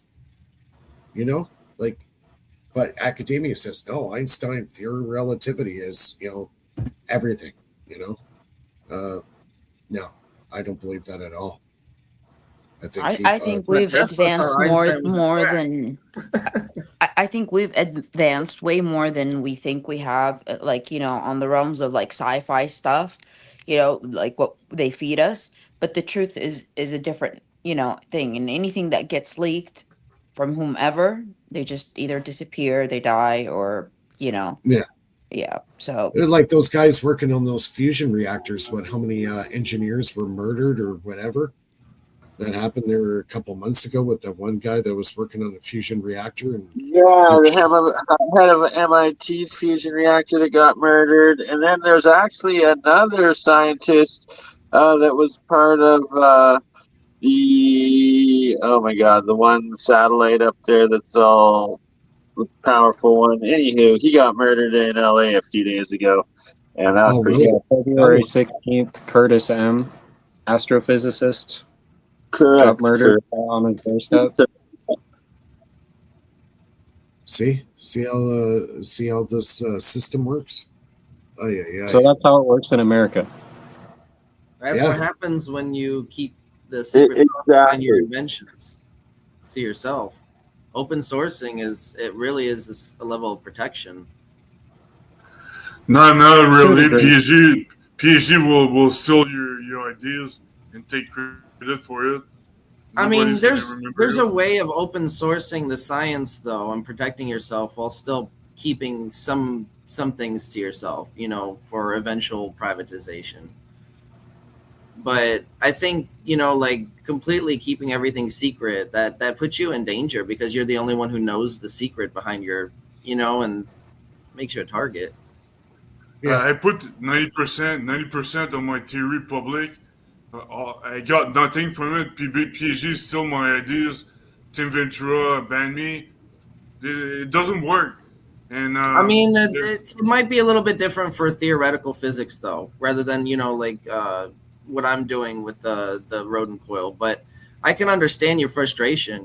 People do want to fucking steal your ideas and shit, and exactly, that's yeah. frustrating. So I guess that you have to take it like as a case by case. But in general, with at least with what I'm doing, it really is the only way that I could do it is open sourcing, at least most of it, as much as I can. I think the ultimate way is to have a company to bootstrap your company. It's not easy, but I think that's the only way that nobody's I gonna mean, mess with you. ideally, it would be a good way, but I mean, I just don't have the investments for that kind of. That's the thing. Bootstrap company, you don't need investors. You finance your own company with something else. You know. I think I'm gonna try to apply for a couple of grants. That's what I'm Yeah, gonna. I was talking about grants. I was talking about grants earlier. Mhm. Deep tech, you have to apply with DARPA. The other companies, you need to find a solicitation and apply for SBIR, STTR program. It's very consistent in the United States compared to Canada. Canada is there's too much discretion. It So turns it's too out much red tape over there regarding that shit. yeah, they change it all the time, and I can guarantee you, if you did not vote for the current government, they will make your life miserable. That's exactly what happened to me. I can prove it. That's the way it is these days. They can tell who you voted for, even if they don't know your ballot. They will see your online post. They will figure it out. well, the whole thing went digital, so of course they have, who votes what. It's Yeah, not paper exactly. ballot anymore. It's a digital system. So yeah, they Well, can Yeah. no, retrieve we all that. no There's where I live, we actually had a paper ballot.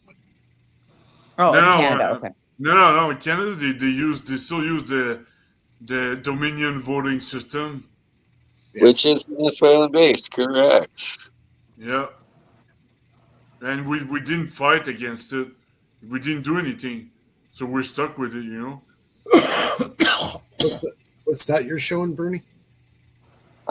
Just out of the Brown's Gas Book 2 by George Wiseman. And this right here, we are looking through. I'm at the Tesla Tech archives, and my God, history of hydrogen. You best believe Bernie's getting educated in exactly the science. You know it, educated. And then we got ultrasonic water technology. We got Tesla's engine. We have T-field energy research. We have GEAT single auto conversion plans. And we also have Extraordinary Science and Technology magazines. These are actually for sale. And with certain orders right now, you will get some free. And if you want to attend Tesla Tech, the site conference in person, Albuquerque, New Mexico, August 12th to 16th, where we have open source to the max with so many specialists in these fields. It's 40% off at teslatech.info. That's www.teslatech.info right now for the next 2 weeks. Tickets are still 40% off. And it is at the Crown Plaza Hotel in Albuquerque. A great, great time. So, yeah, just showing some of this stuff off right now. And also for sale, Growing Gold. How to do it through a microwave oven and glass. And you're talking about me putting a target on my back. Jesus. We have all the secrets. Particle mechanics, the theory of energy states, microscopic, macroscopic, quantum vacuum. We have all sorts of everything you could dream of, from Brown's gas all the way to electrons by the ascended masters. There's everything in the Tesla Tech archives. So yeah, that's my little spiel. My little spiel where I'm at here, and I'm in Nevada, but it's in New Mexico in Albuquerque. You want to be there in August? Oh, Mr. Ben dropped off. Comes in, he goes out. If I were you, I'd be scanning all of those and uploading it to Drive and thumb drives and printing copies and sharing the copies and sharing all the PDFs. We can use Elijah. You're welcome to come down and help with it. And I am taking copies. I am scanning. We're trying to get as much of it up. And there's so much here. It's crazy. Well, I would if I could, but I literally can't. So. Fair enough. Well, I can, and I am, and I will be sharing with all of you. Don't you worry. So as it becomes available, as we get it done, I will make it available to you. I got a pretty large archive of stuff too. All right. Well, I love you all. I should probably drop out here just because I'm using up a sheet ton of my bandwidth on my roaming cell phone for Canada. So always a pleasure, and we'll see you on the next one. All right. Talk to you soon. He could have bought like from Verizon's $10 to have Wi-Fi. Yeah, I know. How about, he's got a huge bill. How about connecting to a Wi-Fi? You know, that's what I'm doing. Oh yeah, but they like sell it for like $10 for personal Wi-Fi if you need it. Yeah. No, but you go to a cafe somewhere and you connect. You know. I have like my own personal Wi-Fi that I keep with me just in case, like a little, little box. Yep. I did that when I was in the Philippines. They have the cards that you put in and you can buy time on it, like pay as you go kind of thing. It was called Smart Buddy, right? Mm-hmm. So I saved a ton of money when I was down there. I had Roger's phone at the time, right? And here's the irony of the whole thing. I was like in like the friggin' Amazon rainforest in the South Philippines on a friggin' raft. And I had better connectivity than I do here in Toronto. Because there's no disturbance of other things there. No, So no, what they you get a do, clear signal, and know why they have such a good signal there? They were smart. They put all their cell phone towers on the tops of the peaks of the mountains in that area. Hmm. So the coverage is amazing. I have full bars, Cool. like full bars, and I'm like in an Amazon rainforest. I can believe it. I'm like, am I seeing things? Because I got a perfect signal.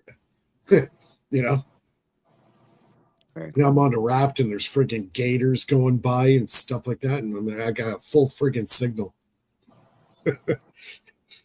It's hilarious.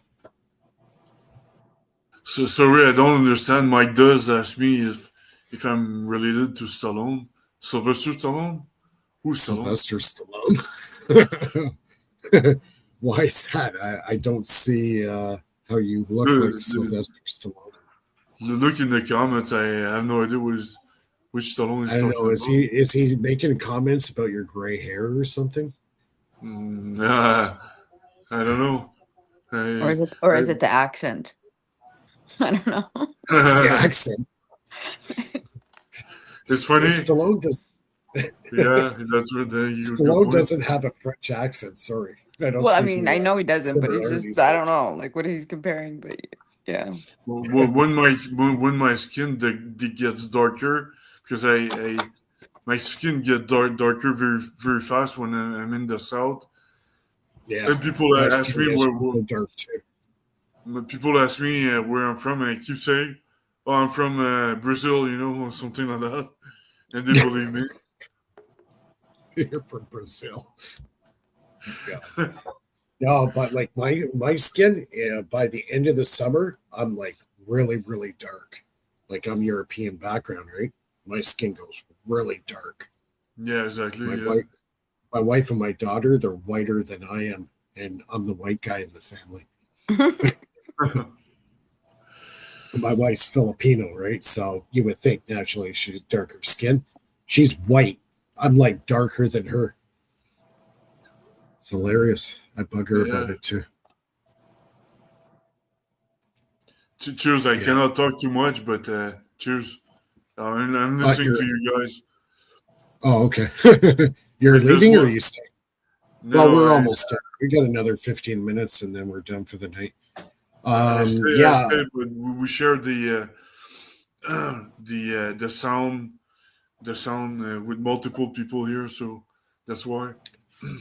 Uh, yeah. I guess talk about my batteries a little bit. What I'm going to be doing is they use the lithography, they call it, where they use like a foil paper and then they laminate these coatings on.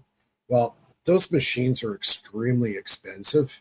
I found a miniature one that's about this big, and it's like $18,000, like extremely expensive. So I don't have that money. So I got to come up with a different way because they're making layers. 10 years ago it was 20 nanometer. Now they've got the layer thicknesses down to 2 nanometer, which is really, really thin.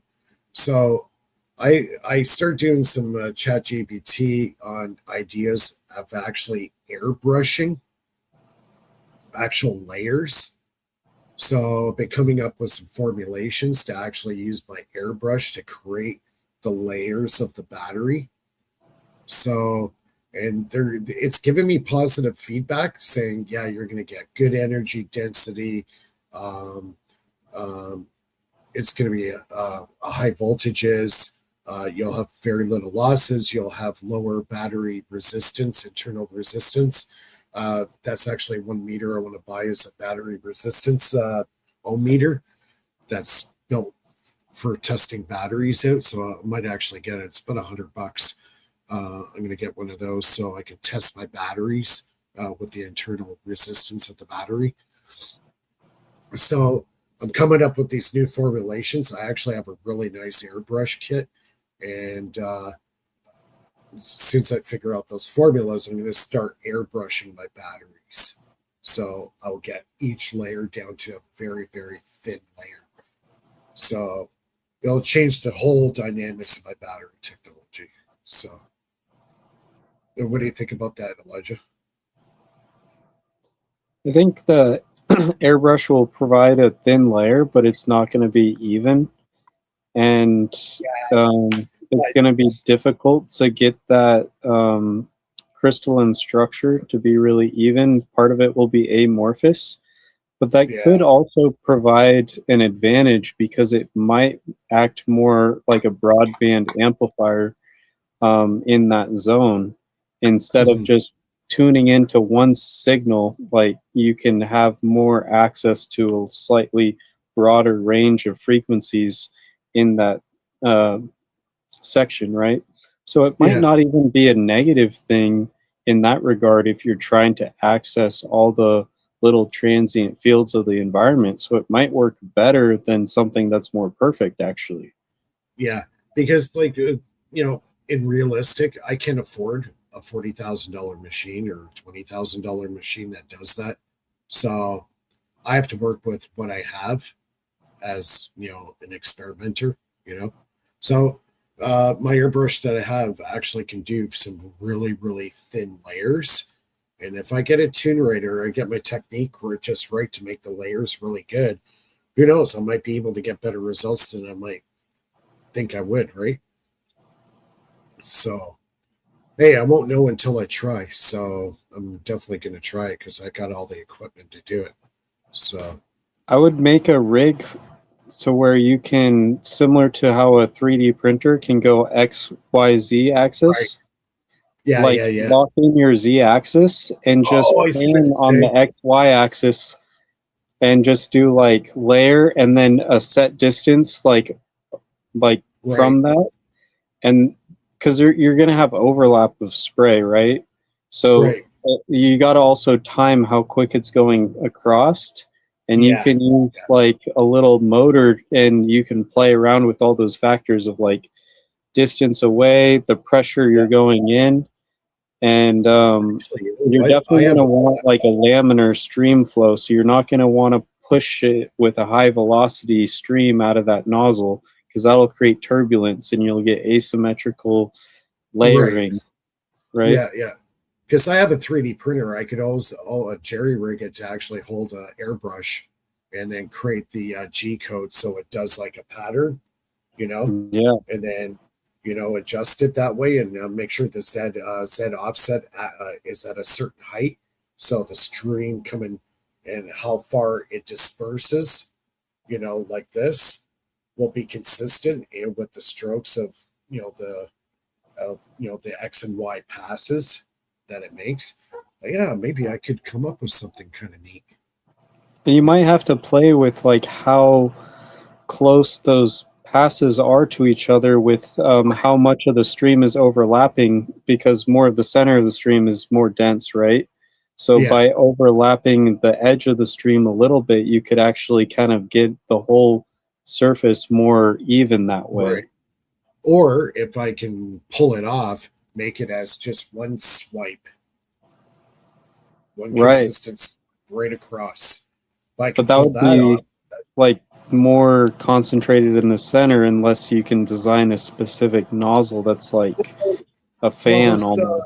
Yeah, because the airbrush that I have, I can actually adjust the actual flow, like the flow control of that.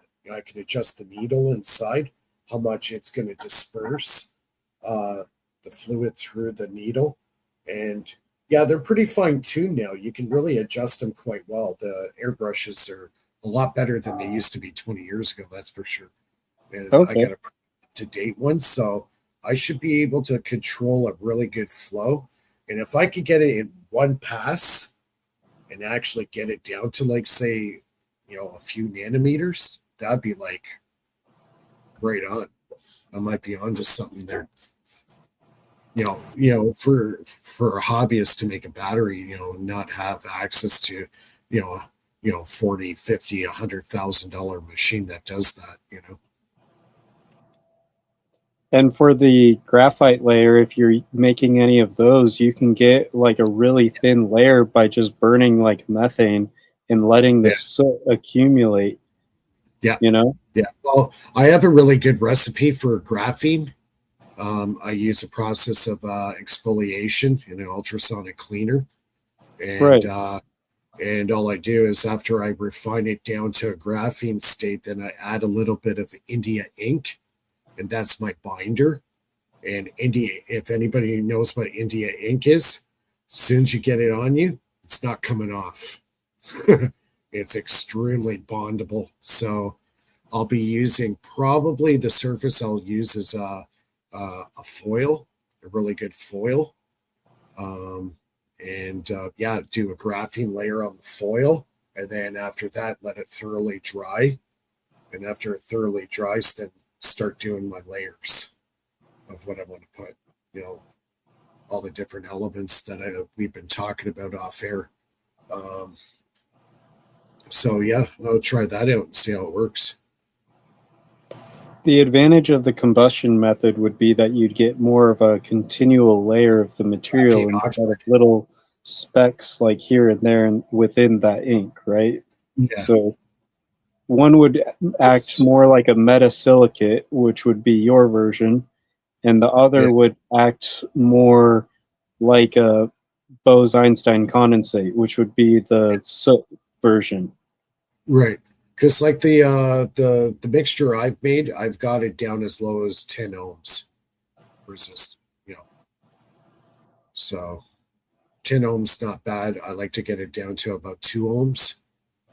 So yeah, I'll try it out, see what happens. I think that 10 ohms is close to your like anti-gravity wave, according to Rick Mueller. And he said 11 ohms, but I don't know anything about that impedance matching for gravity waves or anything. But according to him, he seems to think that that's kind of the range. Oh yeah, that it'll actually well interact with it at a 10 ohm resistance. Yeah, he said 11, but 10's pretty 11. close. If I Interesting. I recall never even correctly. thought about that. So what could I do with that if I'm interacting with a gravity wave? I think it's a sort of a version of an impedance matching to where, like, you know, with every difference in density, you get a reflection, a partial reflection, and you also get refraction. And Okay. so something about these different layers of impedance can access different frequencies or different things. And so, like, you know, I don't really know how that side of it works with the gravity wave thing I mentioned, honestly. But what I Oh, do know remember is that you can tune your band gap and your impedance to access different light frequencies optically. remember we were talking about this when we were doing the messenger chat there last week. It was bismuth that he was working with. He was bonding bismuth and magnesium together. Yeah, so bismuth has got the spiral flows, and I believe it has some sort of asymmetrical spin to it, if I believe correctly. And if you have spin 2, that's basically like no torsion. And if you have above or below spin 2, you'll have torsion, right? And you look at the macro structure of bismuth, and it is torsion, right? So I would deduce that it's the negative entropy or time reversal wave property of its spin. Well, bismuth is one of the best diamagnetic materials, right? It hates magnetism. It repels it. Like you could get that graphene wafers that are diamagnetic, and if you put it in between two magnetic fields, it repulses it. Pushes it away. It just doesn't attract it at all. There's no attraction. It repels the magnetic field. So it's diamagnetic. I'm not sure, but I do know that if you try to spark through bismuth, if it doesn't vaporize, the spark will be like a discharge, will be like a sizzling effect similar to bronze. I do know that from just messing with it. Really, bronze. What about tin? They use tin in like lithography, you know, as a layer on the like the chips. So would that work? If they Oh, if you titanium has tin in it as well. Mm. I was actually cutting some titanium this week. Well, it depends on what you're trying to do. Like, work for what? Like, get to more layer. power out of it? Or strength. Are you Lulu? Are you talking about like the strength of the material, No, I'm or talking about layering it. You know, like layering the nanometers. well, that's what I'm going to be doing with the battery. That's the idea. Yeah. I would do like a So, metasilicate, like, or silicon dioxide, and then mm, your your silicon carbide, and then maybe like carbon, and then yeah, you can have like a layer in between that's another silicon dioxide or even glass, and then another metal with a difference in electron value, like tin would work. And then you could have a larger cavity of like doped glass, and then like an aluminum mirror that is has that nuclear magnetic resonance and yeah, reflection, and that asymmetrical uh, cavity will make an nonlinear oscillating, to where at those high frequencies of the nanometer layers, yeah, the anode and the cathode will form a dipole and right, start structuring the little frequencies of the thermal vibration, as well as any photons or virtual photons coming in, right. into a real charge, and that appears to be an electron tunneling. And so I think tin could work. All you need is a difference in electron values and Mhm. geometry, right? And you don't need the galvanic action necessarily. And if you really wanted to get into like certain energies like neutrino or solitons, you could use gadolinium, but it's really expensive, right? Yeah, And so, that's why I mentioned carbon as a layer, or activated carbon or graphite or something like that, because it could be your neutrino flux mediator, and you'll be able to use it as a penning trap as well, to where it's a particle oscillator within that, to where now it's on its own, providing continuous like LC circuit behavior for, let's say, tin to mediate with, to where essentially that um, tin could be excited a little bit off of it, right? So you don't need necessarily the Gibbs free energy to be reached, because of what's called Marcus theory. So if you align something like an NP junction really close to each other, and what happens is it's kind of like looking down all the rows of an orchard at once, instead of just one direction of the rows, to where the light converges, and the light of the orbital actually starts stacking in phase alignment. And that is how you can get resonance to build up, that's sub-ionizing and sub-Gibbs free energy, to stack the energy levels to actually make the probability of an electron teleporting go to 100%. So tin could work, and so could many different elements. It's about how you stack it with your band gaps and the geometry and everything, to access different frequencies of what you want, right? So it's kind of like tuning into the universe. It's like, what do you want to tune into? And you can make like a broadband amplifier effect, where you're kind of tuning into everything like a megaphone. So that's the beauty of a megaphone, is its conical structure, is it's making it louder because it's a broadband amplifier. So if you're going to make a stack, you want it to behave kind of like that. actually, I just want to jump in here for a second. I found some interesting information. So, I use magnesium a lot in my batteries, and I wanted a little bit more information regarding magnesium versus lithium. So listen to this. So lithium has 3 protons. Okay, magnesium has 12. Okay, so the charge carriers, lithium will give up 1 charge electron carrier, where magnesium will give up 2 electron charges. See a trend here? So the atomic weight is 6.9 for lithium, and magnesium's a little bit heavier. It's 24.3. Now, let's see, we got energy by weight.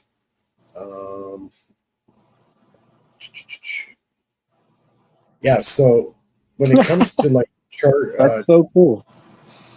yeah, it's way higher. Like there's Wait, 12 protons versus 9 protons from a lithium.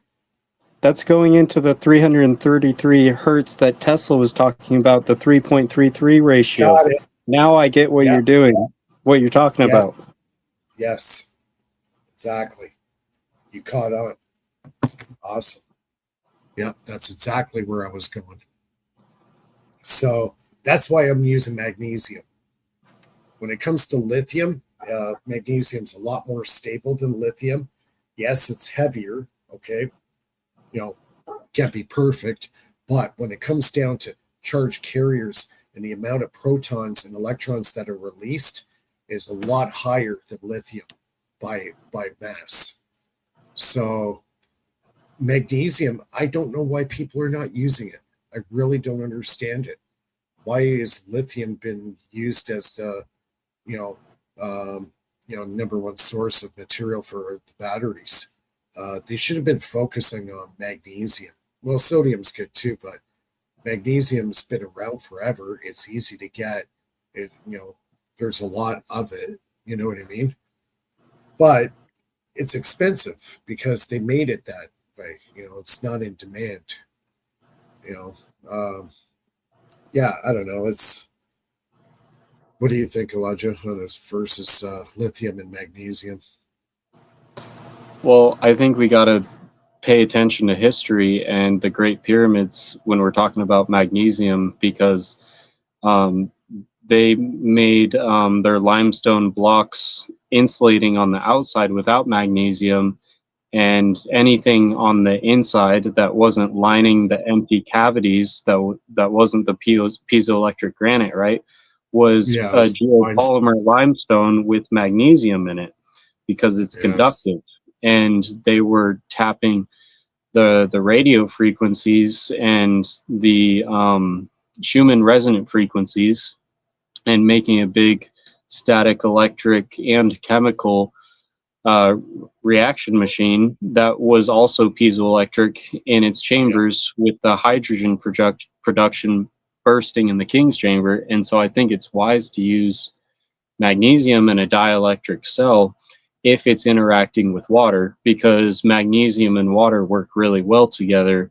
Anytime you have something like copper and hydrogen, for example, it works really well together because it resists the diffusion of the hydrogen within it.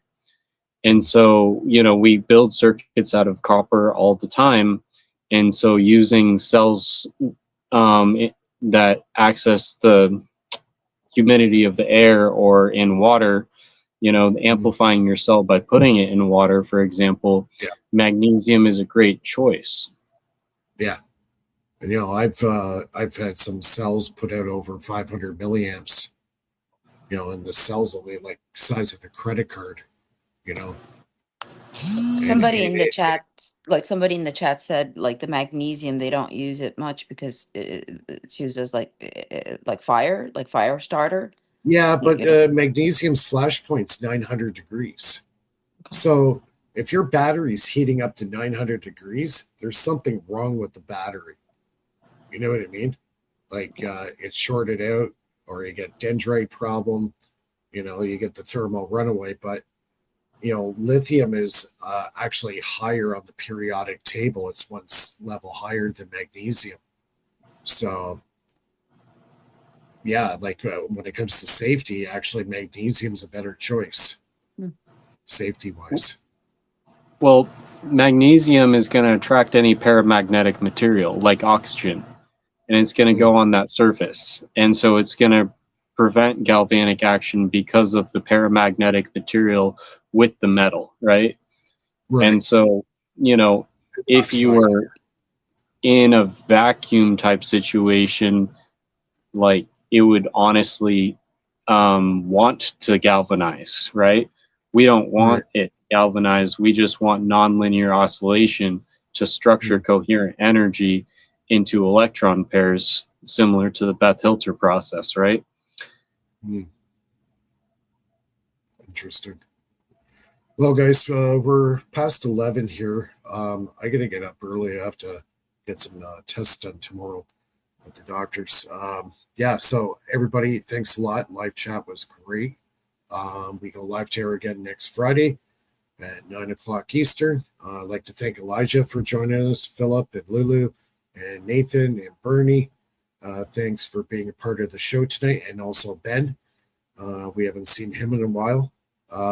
Everybody have a great weekend. Any questions, comments, you can contact me at Faraday Research on YouTube, and we'll see everybody soon. Don't miss the World Championship in hockey on Sunday morning. Oh, Canada yeah, right. versus the United States. Yeah. All right, guys. Have a great night. Cheers. Cheers.